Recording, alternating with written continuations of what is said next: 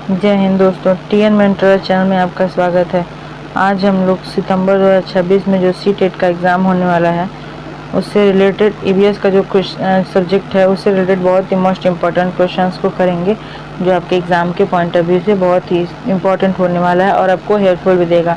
तो इस वीडियो को लास्ट तक ज़रूर देखिएगा और क्वेश्चंस को अपने मन में दोहराते हुए चलेगा, ताकि आपको एग्ज़ाम में जब इससे रिलेटेड कोई क्वेश्चंस आए तो आपको ये क्वेश्चंस ज़रूर याद हो। अगला हमारा क्वेश्चन है, स्टार्ट करते हैं। हमारा पहला क्वेश्चन है, एक शिक्षक कक्षा में शीशे के सामने सांस छोड़ने का प्रयोग क्यों दिखाता है? तो एक कक्षा में जब जो शिक्षक है वो शीशे के सामने खड़ा होकर के सांस लेने और छोड़ने की प्रक्रिया दिखा रहा है, तो ये इसलिए दिखा रहा है क्योंकि बच्चों में अवलोकन, वर्गीकरण और निष्कर्ष निकालने का कौशल विकसित हो सके। इसका ऑप्शन नंबर बी सही हो जाएगा। अगला हमारा प्रश्न है, कक्षा तीसरी के बच्चों के लिए परिवार एवं मित्र प्रकरण पढ़ाने का सबसे उपयुक्त तरीका कौन सा होगा? तो कक्षा 3 के जो बच्चे हैं उनको पर्यावरण, जो परिवार और मित्र है उसका प्रकरण, उसका सब्जेक्ट थीम पढ़ाने के लिए सबसे उपयुक्त तरीका हो जाएगा एक परिवार का वृक्ष बनाना या चार्ट बनाना। इसका ऑप्शन नंबर बी सही हो जाएगा। अगला हमारा प्रश्न है, पर्यावरण अध्ययन के पाठ्यक्रम में कुल कितने मुख्य थीम हैं? तो पर्यावरण अध्ययन में कुल मुख्य थीम 6 हैं। इसका ऑप्शन नंबर सी सही हो जाएगा। अगला हमारा प्रश्न है, निम्नलिखित में से कौन सी परिवार एवं मित्र का जो थीम है इसका उप थीम नहीं है? तो परिवार और मित्र का जो थीम है इसका उप थीम भोजन नहीं होगा। इसका ऑप्शन नंबर डी सही हो जाएगा। संबंध, जानवर और पौधे, ये परिवार एवं मित्र का उप थीम है। अगला हमारा प्रश्न है,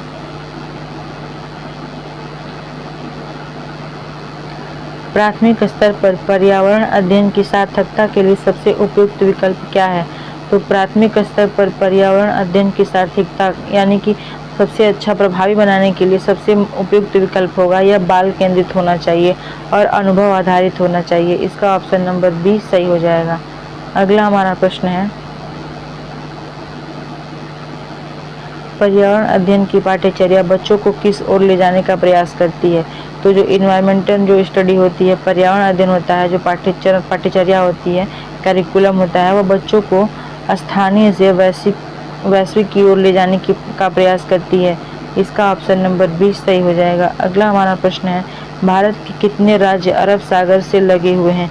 ये क्वेश्चंस बहुत ही मोस्ट इम्पॉर्टेंट क्वेश्चंस है, आप लोग इसे ज़रूर याद रखिएगा।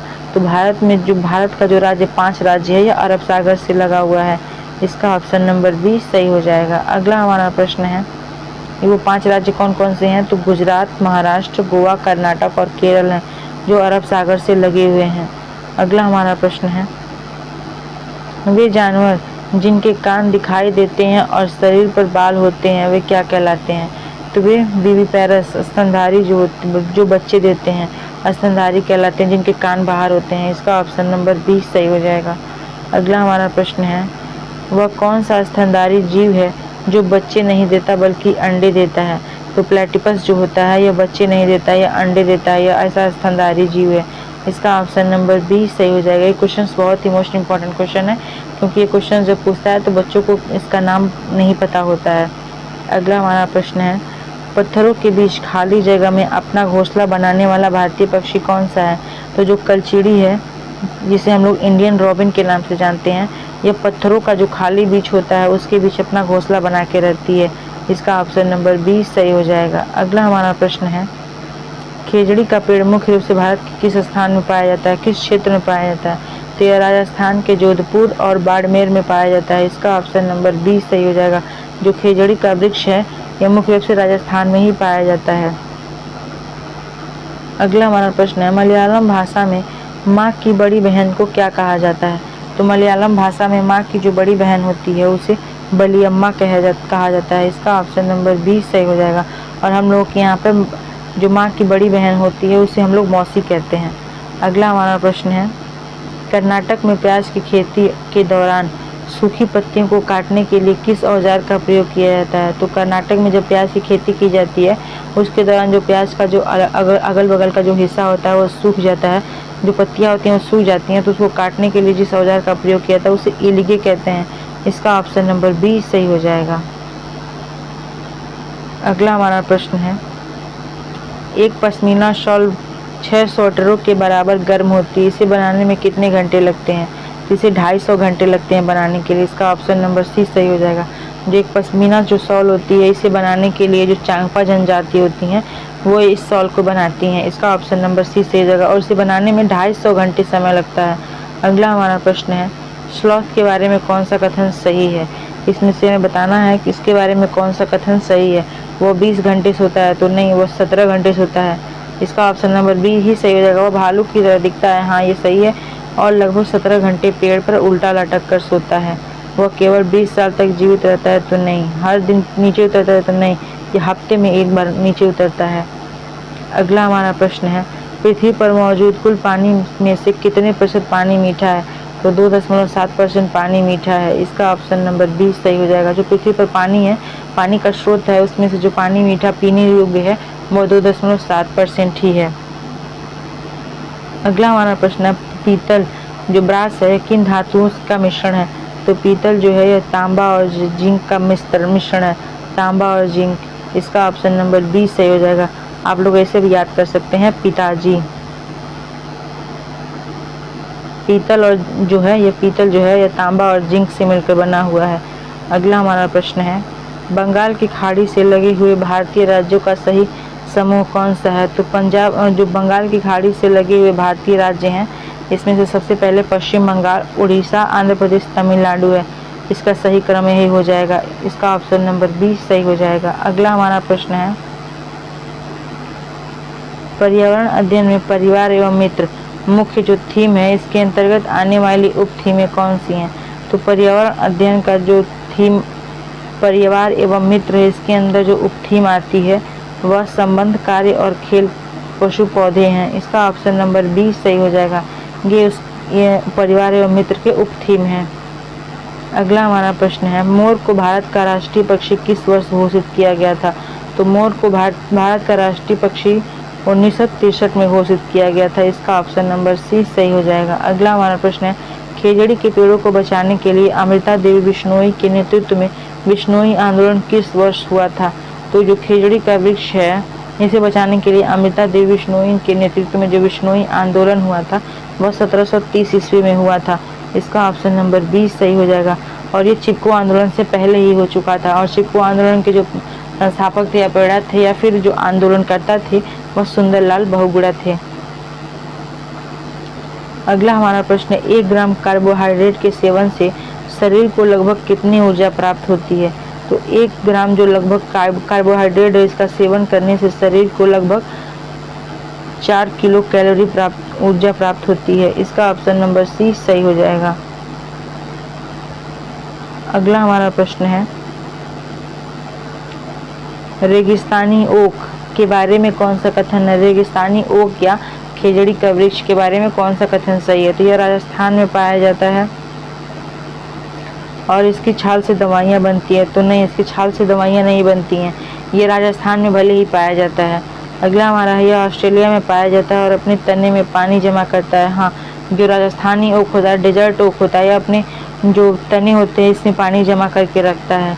जो राहगीर होते हैं इसके तने को तोड़ करके अपनी प्यास को बुझाते हैं। इसका ऑप्शन नंबर बी सही हो जाएगा।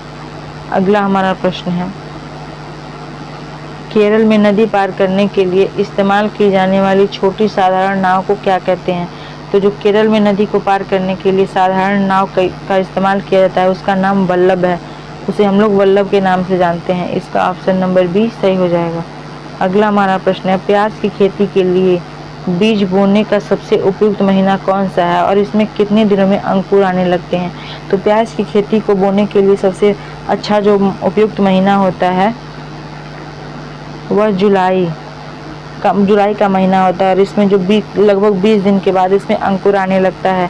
इसका ऑप्शन नंबर बी सही हो जाएगा। अगला हमारा प्रश्न है,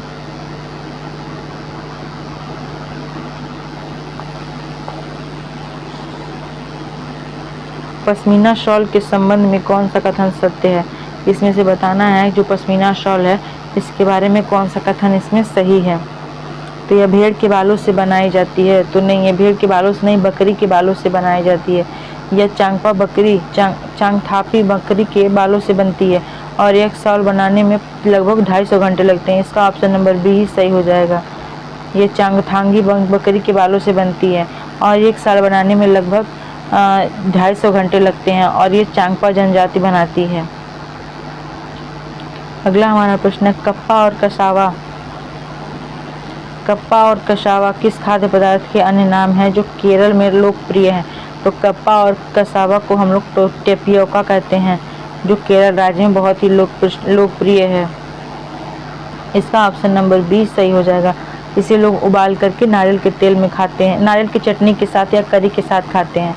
अगला हमारा प्रश्न है कांसा किन दो धातुओं का मिश्रण है? तो कांसा जो धातु है तांबा और टिन का मिश्रण है। इसका ऑप्शन नंबर बी सही हो जाएगा। अगला हमारा प्रश्न है कोशिका के केंद्र में स्थित गोलाकार संरचना और उसके चारों ओर मौजूद जेली जैसे पदार्थ को क्रमशः क्या कहते हैं? तो कोशिका के अंदर जो स्थित गोलाकार संरचना होती है और उसके चारों ओर जो मौजूद जेली होती है उस पदार्थ को क्रमशः केंद्रक और कोशिका द्रव्य कहते हैं। इसका ऑप्शन नंबर बी सही हो जाएगा। अगला हमारा प्रश्न है प्राथमिक स्तर पर पर्यावरण अध्ययन किन विषयों का एकीकृत रूप है? तो विज्ञान, सामाजिक विज्ञान और पर्यावरण शिक्षण का एकीकृत रूप है ईवीएस। इसका ऑप्शन नंबर बी सही हो जाएगा। अगला हमारा प्रश्न है कर्नाटक के निकटवर्ती राज्यों का समूह कौन सा है? तो कर्नाटक के जो सबसे नज़दीक जो अगल बगल आसपास के जो राज्य हैं उसका जो समूह है वो केरल राज्य हो जाएगा, तमिलनाडु, आंध्र प्रदेश, तेलंगाना और महाराष्ट्र। ये कर्नाटक के सबसे सटे हुए राज्य हैं। इसका ऑप्शन नंबर बी सही हो जाएगा। अगला हमारा प्रश्न है स्लॉथ अपने जीवन का लगभग 40 वर्ष में कुल कितने पेड़ों पर निवास करते हैं? तो लगभग जो स्लॉथ होते हैं ये 8 पेड़ों पर निवास करते हैं, 7 से 8 पेड़ों पर ही निवास करते हैं। इसका ऑप्शन नंबर बी सही हो जाएगा। और ये हफ्ते में लगभग एक बार ही अपने पेड़ पर से उतरते हैं और ये 17 घंटे तक पेड़ों पर लटक करके सोते हैं। अगला हमारा प्रश्न है चांगपा जनजाति के लोग मुख्य रूप से कहाँ रहते हैं और अपनी आजीविका के लिए क्या करते हैं? तो चांगपा जो जनजाति होते हैं मुख्य रूप से लद्दाख में रहते हैं और भेड़ बकरियां पाल करके पश्मीना शॉल बनाते हैं और अपना जीवन यापन आजीविका कमाते हैं। इसका ऑप्शन नंबर बी सही हो जाएगा। और ये एक शॉल को बनाने में लगभग 250 घंटे का समय लगता है इसमें। अगला हमारा प्रश्न है लद्दाख को शीत मरुस्थल क्यों कहा जाता है जबकि वहाँ बारिश भी नहीं होती? तो लद्दाख को शीत मरुस्थल इसलिए कहा जाता है क्योंकि वहाँ हिमालय के रेन शेडो रीजन यानी कि वृष्टि छाया पड़ती है, इसलिए यहाँ पर शीत मरुस्थल इसको कहा जाता है। इसका ऑप्शन नंबर बी सही हो जाएगा। अगला हमारा प्रश्न है कप्पा और कसावा किस खाद्य पदार्थ के नाम है जिसे केरल में नारियल की करी के साथ खाया जाता है? तो यह टेपियोका खाद्य पदार्थ है। इसका ऑप्शन नंबर सी सही हो जाएगा, जिसे नारियल की करी के साथ खाया जाता है उबाल करके। अगला हमारा प्रश्न है भारत के किस राज्य में मसालों का बागीचा कहा जाता है? तो भारत का जो केरल राज्य है इसे मसालों का बागीचा कहा जाता है। इसका ऑप्शन नंबर सी सही हो जाएगा। अगला हमारा प्रश्न है स्लॉथ सप्ताह में केवल एक बार ही पेड़ से नीचे क्यों उतरता है? तो स्लॉथ सप्ताह में केवल एक बार ही पेड़ों पर से इसलिए नीचे उतरता है क्योंकि उसे शौचालय जाना होता है। इसका ऑप्शन नंबर सी सही हो जाएगा। अगला हमारा प्रश्न है निम्नलिखित में से कौन सा कृत्रिम असंजक का उदाहरण है? तो इनमें से जो कृत्रिम असंजक का उदाहरण जो है वह फेविकोल है। इसका ऑप्शन नंबर सी सही हो जाएगा। मिट्टी की उर्वरता बढ़ाने के लिए प्रयुक्त गाय के गोबर किसके अंतर्गत आता है? तो जो मिट्टी की जो उर्वरता बढ़ाने के लिए गाय का उपयोग किया जाता है यह खाद के रूप में आता है। इसका ऑप्शन नंबर बी सही हो जाएगा। जो गोबर होता है गाय का वह खाद के रूप में काम में आता है। अगला हमारा प्रश्न है पर्यावरण की कक्षा में भूमिका निर्वहन के लिए सबसे उपयुक्त विषय कौन सा है? तो पर्यावरण की कक्षा में भूमिका निभाने के लिए रोल प्ले करने के लिए सबसे उपयुक्त विषय जो होगा वह होगा एक परिवार में जिसे दैनिक उपयोग के लिए पर्याप्त पानी नहीं मिलता। इसका ऑप्शन नंबर सी सही हो जाएगा। अगला हमारा प्रश्न है एनसीईआरटी की पुस्तकों में अमृता देवी बिश्नोई जैसी वास्तविक कहानियों को शामिल करने का क्या उद्देश्य है? तो एनसीईआरटी में अमृता देवी बिश्नोई जैसे वास्तविक कहानियों को शामिल करने का मुख्य उद्देश्य ये है कि बच्चों को वास्तविक लोगों से जुड़ने और उनसे प्रेरित होने में मदद मिलती है। इसका ऑप्शन नंबर 20 सही हो जाएगा। और उनको नज़दीकी से उनके बारे में जानने के लिए मौका मिलता है, अनुभव करने का मौका मिलता है। अगला हमारा प्रश्न है, यदि किसी मानचित्र पर 1 सेंटीमीटर 845 मीटर को दर्शाता है तो मानचित्र पर 13.7 सेंटीमीटर की वास्तविक दूरी लगभग कितनी होगी? तो 1 सेंटीमीटर बराबर 845 है, तो इसकी वास्तविक जो दूरी हो जाएगी वह 11.57 किलोमीटर हो जाएगी। इसका ऑप्शन नंबर 20 सही हो जाएगा। अगला हमारा प्रश्न है, बच्चों द्वारा बनाए गए लेटर बॉक्स के मॉडल की गतिविधि का आकलन करने के लिए शिक्षक किस उपकरण का प्रयोग करता है? तो बच्चों द्वारा बनाया गया जो लेटर बॉक्स होता है, उस जो मॉडल होता है, उसकी गतिविधि का आकलन करने के लिए शिक्षक जो है किस उपकरण का प्रयोग करेगा? तो शिक्षक जो है वह चेकलिस्ट या अचीवमेंट टेस्ट का उपयोग करेगा। इसका ऑप्शन नंबर 20 सही हो जाएगा। अगला हमारा प्रश्न है, पृथ्वी पर मौजूद कुल पानी में से कितना प्रतिशत पानी खारा पानी है जो समुद्रों में पाया जाता है? तो पृथ्वी पर मौजूद जो पानी है, जो खारा पानी है जो समुद्रों में पाया जाता है, वह लगभग 97.3% है जो पानी खारा है। इसका ऑप्शन नंबर सी सही हो जाएगा। और मीठा जो पानी हो जाएगा या पीने योग्य पानी वह सिर्फ 2.7% है। अगला हमारा प्रश्न है, मलयालम भाषा में नानी यानी कि माँ की माँ को क्या कहकर संबोधित किया जाता है? तो मलयालम भाषा में नानी या माँ की माँ को जो है या अम्मू माँ के नाम से संबोधित किया जाता है। इसका ऑप्शन नंबर 20 सही हो जाएगा। और बली अम्मा माँ की बड़ी बहन को कहा जाता है। माँ की बड़ी बहन को बली अम्मा कहा जाता है। अगला हमारा प्रश्न है, झारखंड राज्य में बोले जाने वाली जो मुख्य क्षेत्रीय भाषा है वह कौन सी है? तो जो झारखंड में बोली जाती है वह सबसे क्षेत्रीय भाषा, सबसे प्रमुख भाषा जो है, मुख्य भाषा वह कुड़ुक है। इसका ऑप्शन नंबर सी सही हो जाएगा। अगला हमारा प्रश्न है, कोशिका के भीतर जो केंद्रक है उसके चारों ओर मौजूद जेली जैसी संरचना को क्या कहते हैं? तो कोशिका के भीतर जो केंद्रक है उसके चारों ओर मौजूद जो जेली जैसी संरचना होती है उसे हम लोग कोशिका द्रव्य कहते हैं। इसका ऑप्शन नंबर 20 सही हो जाएगा। अगला हमारा प्रश्न है, रेलगाड़ी की औसत गति निकालने का सही सूत्र क्या है? तो रेलगाड़ी की औसत सूत्र निकालने के लिए रेलगाड़ी की औसत गति निकालने के लिए उसका सही सूत्र हो जाएगा गति बराबर कुल दूरी बटा कुल समय। इसका ऑप्शन नंबर सी सही हो जाएगा। गति होगा या फिर चाल होगा, चाल बराबर दूरी बटा समय। अगला हमारा प्रश्न है, लोक कथाएं, चुटकुले और कला जैसे सामुदायिक संसाधन बच्चों के सीखने में कैसे मदद करते हैं? तो जो लोक कथाएं होती हैं, चुटकुला होती है या फिर कला जैसे सामुदायिक संसाधन होते हैं जो बच्चों को सीखने में बहुत ही मदद करते हैं, वह बच्चों की भाषा और ज्ञान को समृद्ध करते हैं और उन्हें संस्कृति से जोड़ते हैं। इसका यही काम होता है, ऐसे ही मदद करते हैं। इसका ऑप्शन नंबर 20 सही हो जाएगा। अगला हमारा प्रश्न है, पर्यावरण अध्ययन में थीम आधारित पाठ्यक्रम का मुख्य लाभ क्या है? तो पर्यावरण अध्ययन में जो थीम आधारित पाठ्यक्रम किया जाता है उसका मुख्य लाभ ये होता है कि बच्चों को उनके परिवेश के समग्र अनुभव को प्रदान किया जाता है। इसका ऑप्शन नंबर 20 सही हो जाएगा। उन्हें अनुभव दिया जाता है थीम, और जो थीम पर आधारित जो पाठ्यक्रम होता है उनसे उनको अनुभव प्राप्त होता है। अगला हमारा प्रश्न है, भारत में कुल कितने राज्य समुद्र तट से लगे हुए हैं? तो भारत के जो 9 राज्य हैं ये समुद्र तट से लगे हुए हैं। इसका ऑप्शन नंबर सी सही हो जाएगा। और वो 9 राज्य हैं गुजरात, महाराष्ट्र, गोवा, कर्नाटक, केरल, तमिलनाडु, आंध्र प्रदेश, उड़ीसा और पश्चिम बंगाल। अगला हमारा प्रश्न है, अरब सागर से लगी हुई भारतीय केंद्र शासित प्रदेश की संख्या कितनी है? तो अरब सागर से लगी हुई जो भारतीय केंद्र शासित प्रदेश की संख्या है वह 2 है। इसका ऑप्शन नंबर 20 सही हो जाएगा। लक्षद्वीप और दमनदीव, जो दमनदीव है या दादर नागर हवेली है, यह अरब सागर से लगी हुई है। अगला हमारा प्रश्न है, मरुस्थलीय क्षेत्रों में उगने वाले पौधे जैसे रेगिस्तानी ओक या खेजड़ी को वैज्ञानिक भाषा में क्या कहा जाता है? तो मरुस्थलीय पौधों को जो रेगिस्तानी ओक या डेजर्ट ओक होता है या खिजड़ी का जो वृक्ष होता है, इसे हम लोग साइंस की भाषा में हम लोग जीरो फाइट के नाम से जानते हैं। इसका ऑप्शन नंबर बी सही हो जाएगा। अगला हमारा प्रश्न है, यदि कोई व्यक्ति 30 अप्रैल को शाम 17 बजे दिल्ली से ट्रेन पकड़ता है और अगले दिन 1 मई को रात 20 बजे भुवनेश्वर पहुंचता है, तो यात्रा में कुल समय कितना लगा? तो यात्रा में कुल समय जो लगेगा वह 27 घंटे लगेगा। इसका ऑप्शन नंबर सी सही हो जाएगा। इसको दोनों को जोड़ देना है। अगला हमारा प्रश्न है, बंगाल की खाड़ी से लगी हुई केंद्र शासित प्रदेशों के नाम क्या है?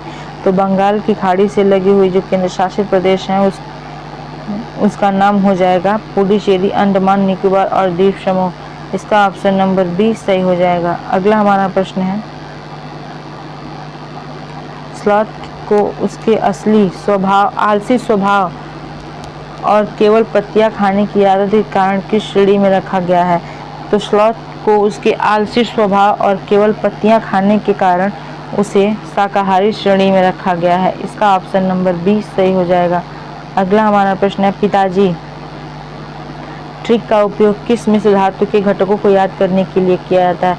तो पिताजी जो है यह पीतल के लिए ट्रिक है। पिताजी यानी कि पी जो होगा वह पीतल हो जाएगा, ताज मतलब तांबा हो जाएगा और जिंक, जी फॉर जिंक हो जाएगा। इसे हम लोग पिताजी पीतल के लिए इस्तेमाल किया जाता है ये ट्रिक। इसके जो घटक होते हैं, मिश्र धातु होते हैं, इसके घटकों को याद करने के लिए किया जाता है। इसका ऑप्शन नंबर सी सही हो जाएगा। अगला हमारा प्रश्न है, काटता ट्रिक से किस मिश्र धातु के घटकों को याद किया जा सकता है? तो जो काटता है यह